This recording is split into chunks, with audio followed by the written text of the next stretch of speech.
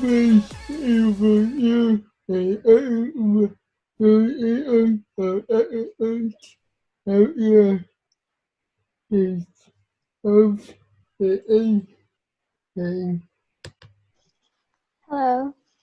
Hi.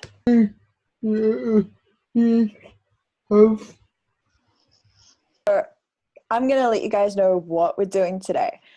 So Jennifer and I, we're friends of Will's from uni, and obviously you guys know that Will studied screen production. So TV shows are all a common theme of what we enjoy.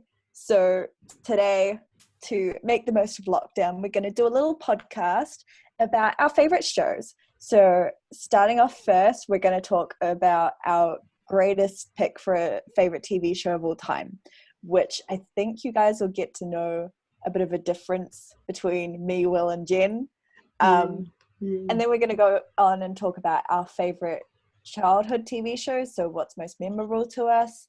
And then also we're going to give you guys some recommendations on what you can watch at the moment, because I'm sure most of Will's audience are all locked down at the moment as well. I need some good streaming ideas to get us all through the next, what could be quite a while. Yep.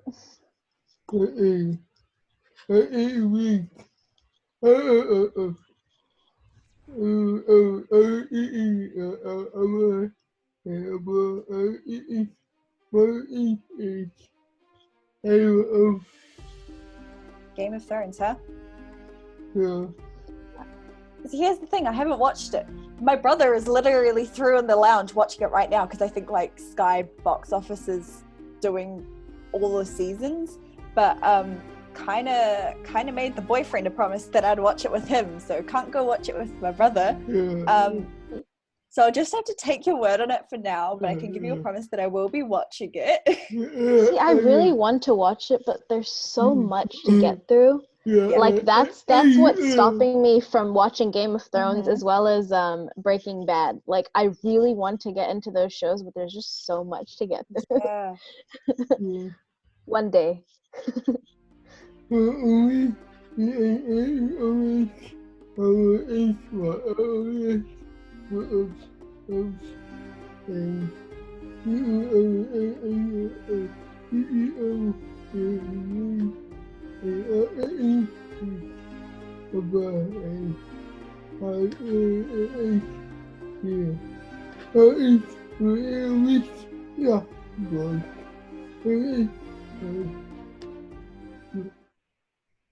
I will see it eventually.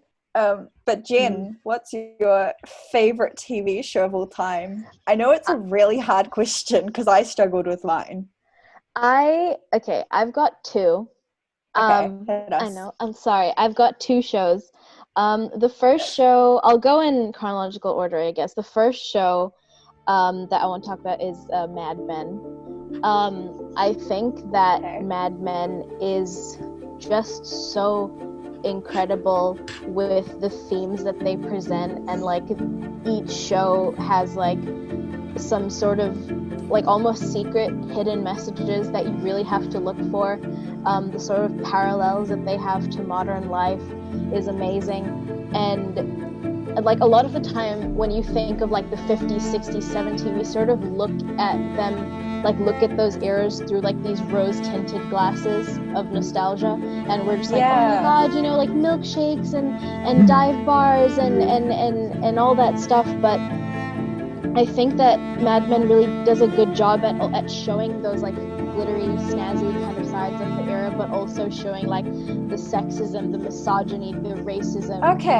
You know, like everything else that you know happened in the 60s. It really encapsulates that realism. And so that's probably number one. And then my second favorite show has got to be Legion.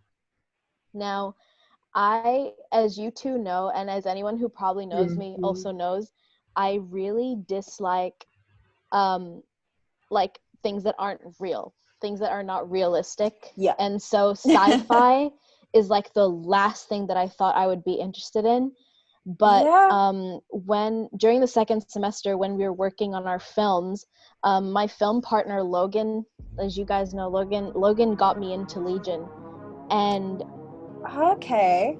I was I gonna say that adore seems it. more his vibe than yours, but that makes I sense. love Legion so much. I think that like the filming is incredible. The colors are so good. As like film students, we can appreciate good filming, good colors, incredible composition, the themes, the plot twists, the character development. It's such a good show. Like if you're interested in that kind of thing, if you like sci-fi and if you like DC, you will love Legion. I think it's so good. All right. Well, I can't say I've watched either of those two shows, but again, this is why we're doing this, to give people options what to watch in lockdown, right? So now I've got options. I'm gonna go ahead and embarrass myself right now because I really struggled with this question, because I watch a decent amount of shows on Netflix, but none of them are really like my favorite of all time. And then I realized, what have I been rewatching to get myself through lockdown and just straight binging it, is the Vampire Diaries.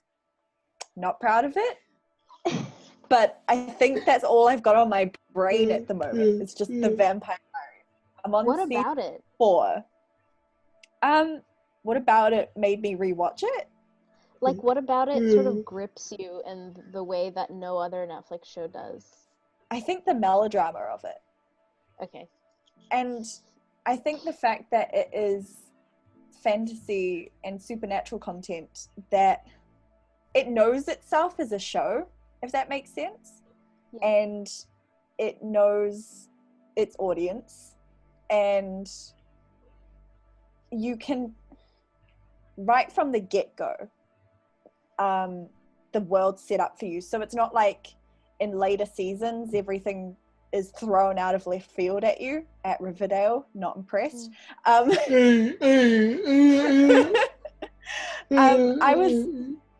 was talking to someone about the Vampire Diaries the other day, and they were like, oh, it's probably just another Riverdale, right? And I was like, no, because Riverdale did this thing where like the first season was like a murder mystery, and that was really cool. I could get behind that. And then all of a sudden by like season 3, you're bringing in all the supernatural stuff, but then it's still based in like a real world, so you have to come up with real world reasons for a supernatural thing, and the whole thing doesn't make sense. Whereas if you set your story world originally with supernatural characters, nothing, you've got limitless possibilities. So I don't know, I'm at the point now in season 4 where I'm starting to get just a little bit tired of it, because I think it's actually my 3rd time watching season 4, because when I was a teenager, my auntie worked for Warner Brothers, and she came home with the DVD sets for season 4 of Vampire Diaries, and I think season 6, and those were the ones I watched before anything else, because this is before my family had Netflix or anything. This is before Netflix was really big. So this is my 3rd time watching season 4, so I'm a little bit tired of season 4. I know what's going to happen, but otherwise, yeah, I think it's just safe to say that's my greatest pick, at least for right now. Yeah, I'd agree with you on like just how the show works, because I've read the books. I read books when I was in high school, just because I wanted to get in on that vampire hype, but I didn't want to read Twilight. Oh no, I was a Twilight kid. I was a huge Twilight kid. and so I read the books, and I actually I am almost embarrassed to admit now, but like I did enjoy the books when I was younger. So, and I couldn't get through the first few episodes. I remember like giving it a go. But yeah, it's cool. What episodes made you not want to stick with them? The fact that Catherine isn't blonde. I was like, it's not true to the book. Okay, fair. It was just it was like you said, like you kind of enjoy the melodrama of it, but I think I didn't enjoy the melodrama. I didn't like. I feel like it sort of, I don't know how to describe it, but it almost trivialized the things that were in the book. Not in the fact that they were like presented, but in the way that they were presented, because it was so melodramatic and like, I don't know. Yeah, that sort of that's turned fair. me off of it. But I honestly would The be book's willing to always give better, it. right? Because I haven't Yeah. read the books. I just went in with watching season 4 because my auntie gave me the DVD.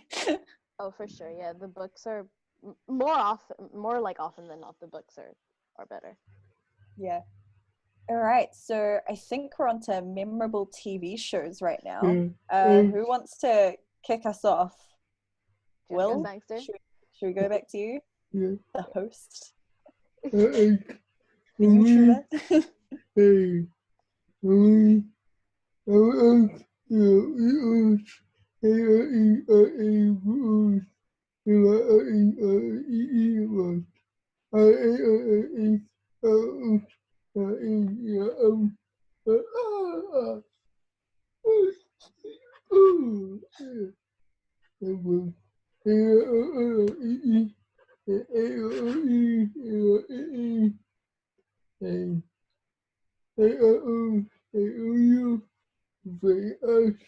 Oh my God, yeah.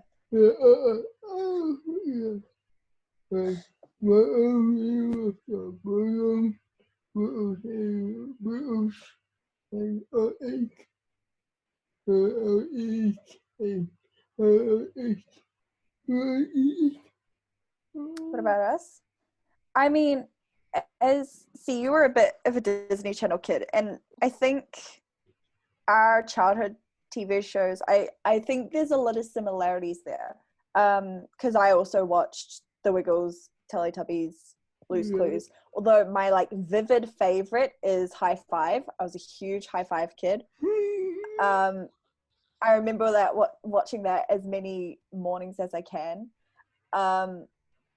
Also, I wasn't really like a Saturday, Sunday morning weekend cartoons kid. Like there's this whole like stereotype I've heard of like kids waking up and watching cartoons eating their cereal, and I was like, did every kid do this and I just missed out on this in my childhood? But maybe I missed out because I was off doing music lessons every Saturday morning and then Sunday school on Sundays. But I will say, childhood TV show, and this is the Kiwi kids and us, huge What Now watcher. I think, yeah, I was a little late to watching What Now. I remember I was being babysat at my grand's, and my brother and I just turned on the TV and found this show where something was being destroyed or bulldozed or something, and we were like, this is the coolest thing ever, and just started watching that every weekend. But when my family got Sky TV, I became the huge Disney Channel fan, especially Hannah Montana. I got all the Hannah Montana merch that I could. I had like a bedspread, I had a face cloth, a mug, I had posters everywhere. I'd make my own posters from magazine cutouts. Like, I was a big Hannah Montana fan. And then my brother, on the other hand, he wanted to watch Cartoon Network all the time. So of course we had to share the remote. So I'd watch stuff like Star Wars: The Clone Wars with him, which, funnily enough, I've been rewatching now with my boyfriend because he's a big Star Wars fan. And it's actually a really cool show. So if you're a Star Wars fan, highly recommend it. I know it's like a kid's cartoon, but it's really cool. But yeah, I guess that's all for me in like memorable childhood TV shows. So Jennifer, you might have some different picks, right? Because you didn't have your childhood in New Zealand. So when I was a child, I lived in Kuwait, which is in the Middle East. So I had I still watched very similar shows to you guys. I was definitely a Cartoon Network kid. I did not enjoy like Nickelodeon or Disney shows at all. That's fair. I loved Cartoon Network and a bit weird, but also MTV as a kid. But if we're talking specifically cartoons, there was in like a Middle Eastern channel. I think it's an Egyptian channel called Space Tune, but don't quote me on that. I could be wrong. And there was a show called Inspector Gadget, and I loved Inspector Gadget. Like every time Inspector Gadget would come on, I'd be like, Like, whoa, that's so it. cool. And on Cartoon Network, I think my like hands down favorite show on Cartoon Network was Courage the Cowardly Dog. Just because it was so outlandish and weird and surreal in comparison to like other shows, and it was like I could even say creepy, you know. And it was such a refreshing change from like most of the other shows, because I'd say like the other shows like like it's kind of like Cartoon Network was a lot of poopy farty jokes, you know. Yeah, like that's fair. and I'd say that Courage the Cowardly Dog just completely like deviated from that, and it was great. But on MTV, like the way I got into MTV was that, because you know MTV is music television, so my mom would usually put it on, you know, listen to some music and then go off and do her work. And MTV also had its fair share of like reality TV and cartoons, and that's where I discovered mind my French, right? That's where I discovered Jackass, which I loved as a kid. Like the personalities on that show are incredible. I loved watching like just people do stupid things. I also really liked Beavis and Butthead, which was very inappropriate and definitely not a child's show, and also Happy Tree Friends. And it was just like under the friendly guise of being an animated show, it was just like not for kids, but I'd say that those are like the most memorable shows that I've written down. Those shows like really just like stick out to me because, like I said, Inspector Gadget was just so cool. Courage the Cowardly Dog, I think, really like honed in my fascination for like creepy, unsettling kind of humor, because it definitely did use humor, but it wasn't that your classic Cartoon Network like poop fart jokes, you know? Yeah.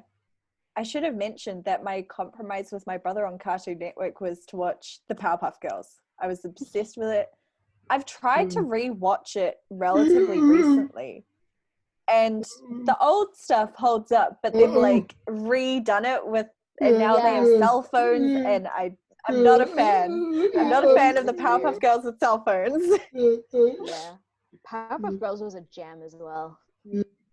Yeah, that was a jam. And Samurai Jack, everyone hated Samurai Jack because they thought that it was boring, but I loved the like, just I was fascinated by the way that it looked more than the plot line, because I do agree that sometimes the plot was boring, but it was so visually beautiful. Like Cartoon that's Network what us had, film students want. exactly, Cartoon Network had great like art styles, like really good art styles. So definitely a Cartoon Network kid. So good. Poor Nickelodeon. Right. None of us here have talked about Nickelodeon. Oopsies. iCarly, Victorious, Sam and Cat. I watched them, but like, are they worth talking about?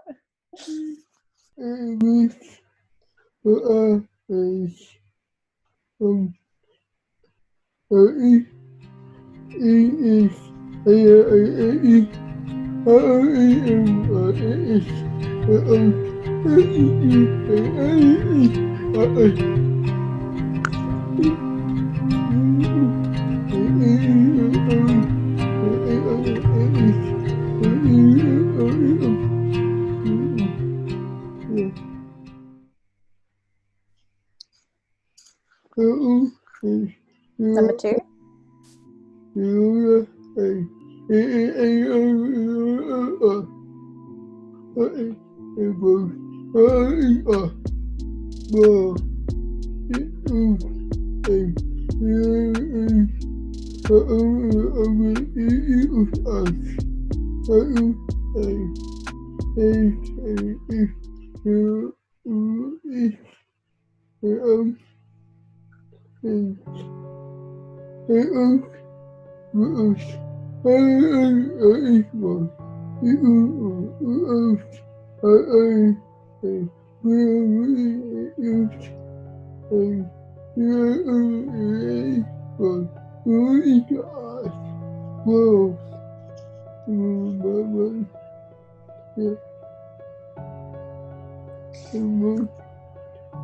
Those are your 3. Westworld is so good. I I just seen that. I haven't seen it. like as soon as oh my god, it's crazy. Like Rose, you really need to watch it. The way Alright. that it creates this like world is crazy. Like I don't want to spoil it for you, but Can you give me a brief premise of what it's about then? essentially, here's the thing: the premise of what it's about is hard without spoiling it. But essentially, just Okay. everything that happens, you really question if this is like real or if it's like a computer generated robot kind of like situation. Like it's Okay. every you constantly find yourself like sort of flip-flopping between reality and not and like dreams and stuff. It's All right. it's so good. So if you want a show to mess with your mind, Yeah, if you want to show Okay. the rest of your mind, genuinely. sure, why not? Do you want to go on and say your top 3 then, Jennifer, Sure. for what we can watch during now? So my 3 sort of newish recommendations, my shows. Recently, I've really gotten into miniseries, which is funny, because I usually used to love shows that you could just like sink your teeth into, that you could just sort of watch like episode after episode after episode. Yeah, same. And then not so much recently. Yeah. I know that I've written down 3, but I'm gonna be naughty and say 4. But for it. so one show that I really recommend that I think I might have briefly spoken to you guys about is Unorthodox. It's a mini series on Netflix. It's 4 episodes long, and it is about a woman's struggle fitting into her community and trying to find her voice. And the premise itself is very simple. You know, we've all either seen it happen within our own communities or we've experienced it ourselves, but it happens in a very small community of like Hasidic Judaism, and it's basically like a sect of Jewish people that you don't really see a lot on screen, and I'd say whenever you do see them on screen, it's often like parodied. And this was like a really, really interesting insight into that religion and into the sort of struggles that they go through and struggles that people within that religion might go through. It's based on a book. I really do want to read the book. Usually I'll always read the book before watching anything, but I didn't know that it was based on a book until I finished it. Because after, I don't know about you guys, but after I finish a show, I'm always like furiously Googling everything. Who the actors were, what they've done before, who the director was. Exactly. And so I really, really recommend Unorthodox. It's a very gripping show. I think that the actors are phenomenal. Like, I've never been so gripped by a performance before. And in that last episode, when you get to that last episode, you'll know what I'm talking about. It's just so good. I'll give it a go. My second mini-series is Maniac. It's just 10 episodes long, and it's got a very star-studded cast. It's got Jonah Hill in it, Emma Stone, you know, really good actors.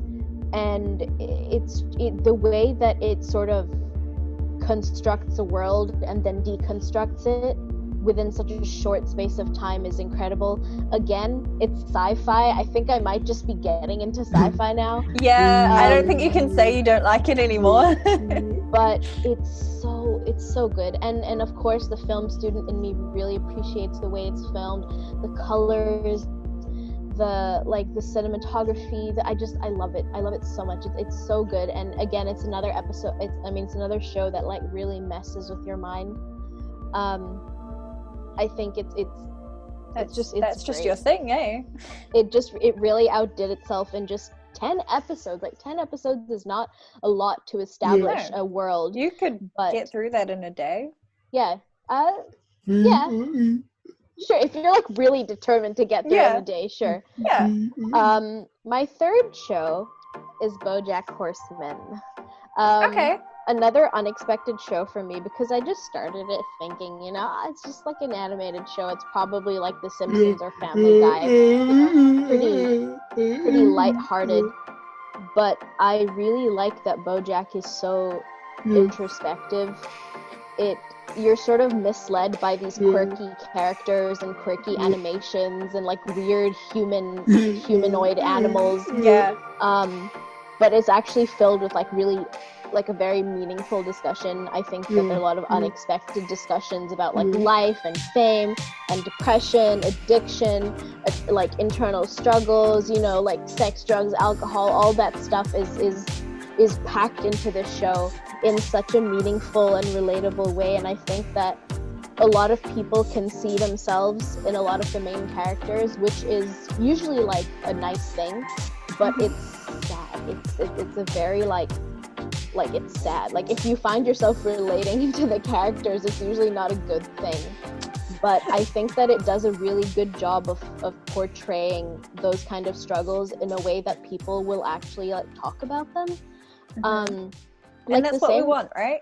Yeah, and the same with like Euphoria's like science you mentioned. Like a lot of topics that people are very scared to talk about, but kind of shows really open up those discussions, and I love it. My last show, which I actually didn't write down but I thought of, is The Dark Tourist. It's not a fiction show. It's non-fiction. It's a mini-series. Again, another mini-series. It's a mini-series by David Farrier, our very own Kiwi journalist.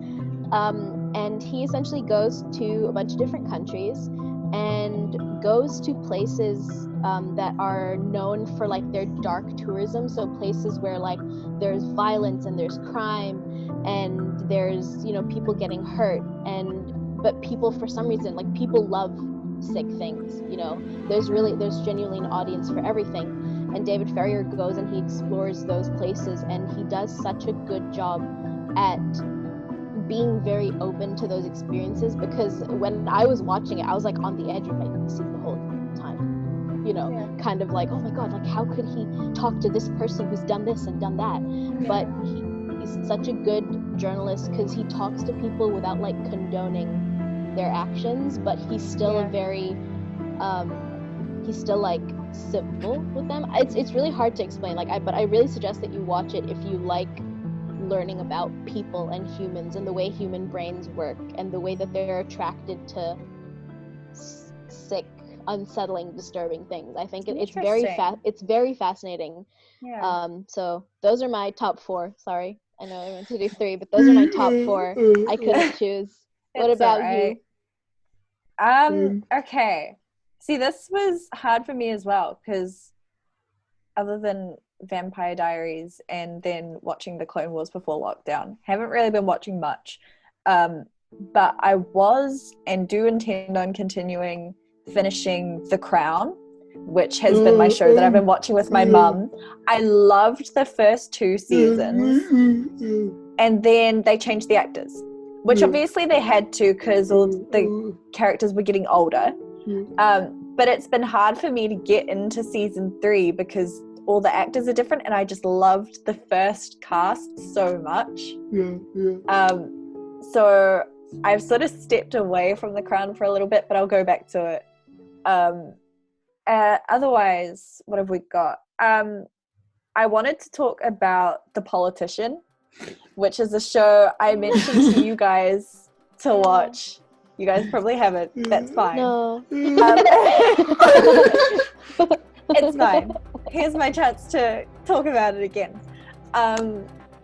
The reason why I love this show so much is partly because of the cast, because I'm a big fan of the Dear Evan Hansen musical, and there's 2 members of the original Broadway cast in it, including Ben Platt, who you guys will remember from Pitch Perfect. He's just an amazing actor. I just love him. So talented, as well. He's very talented. Music, I just love him. And the show is just a great fit for him too. It's so flamboyant. The costuming, the way it's shot is great. It's just a good show. Any fan of Riverdale, I'd sort of be like, okay, step away from that, watch The Politician instead, it's much better. It's the same kind of audience.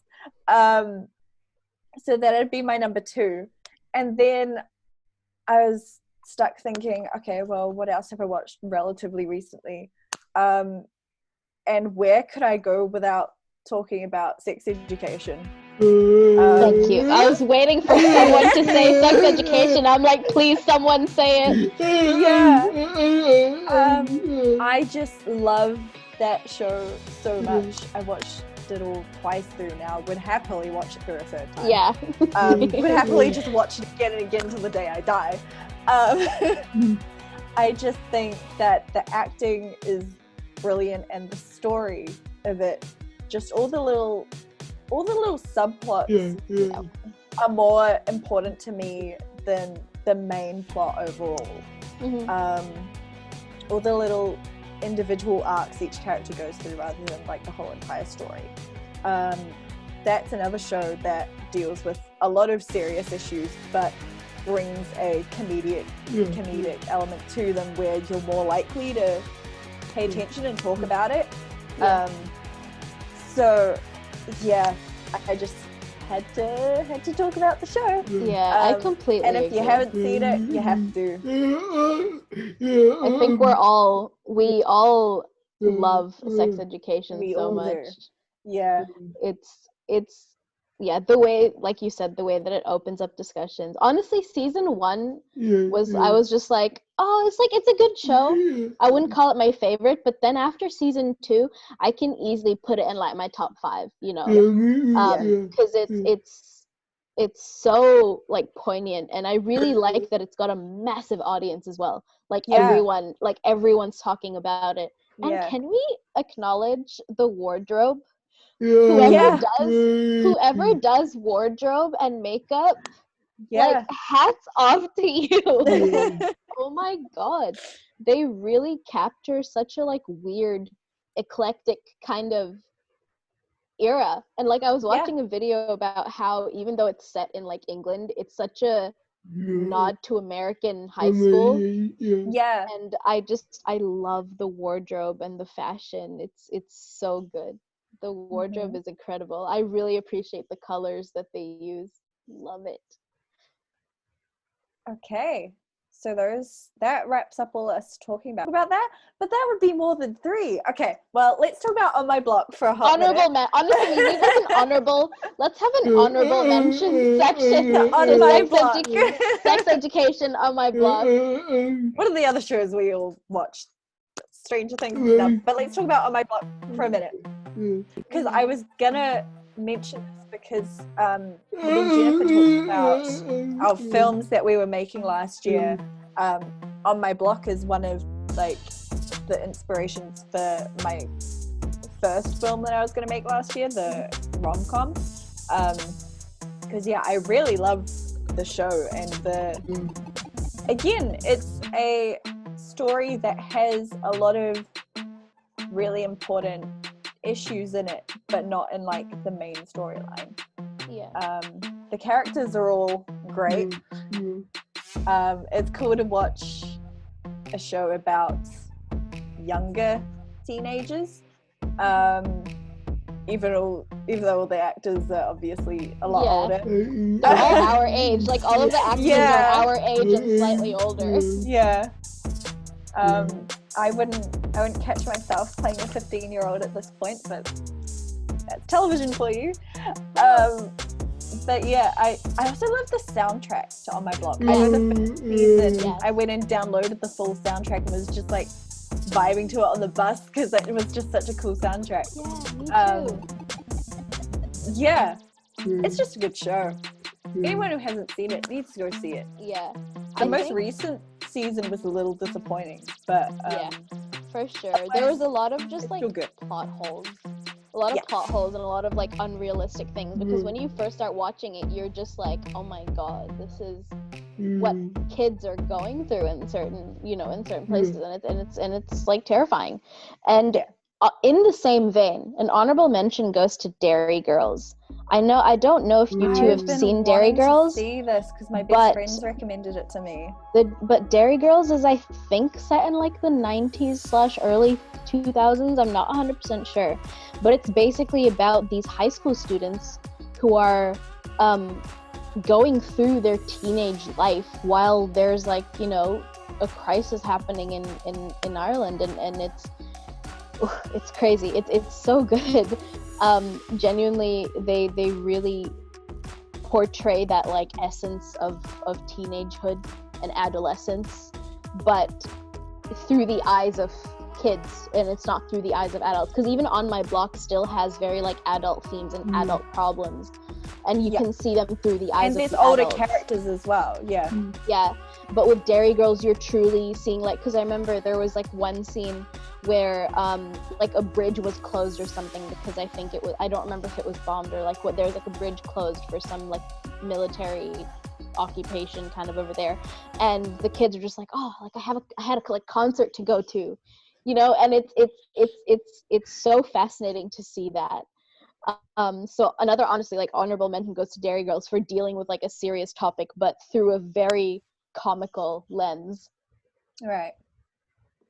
I guess that's the theme of all our favorites, really. Yeah.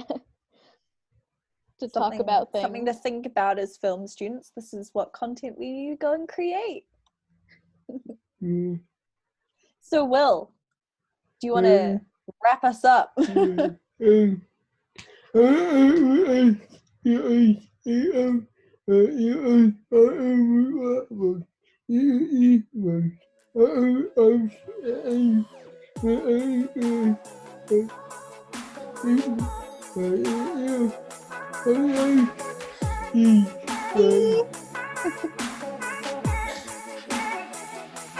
cut.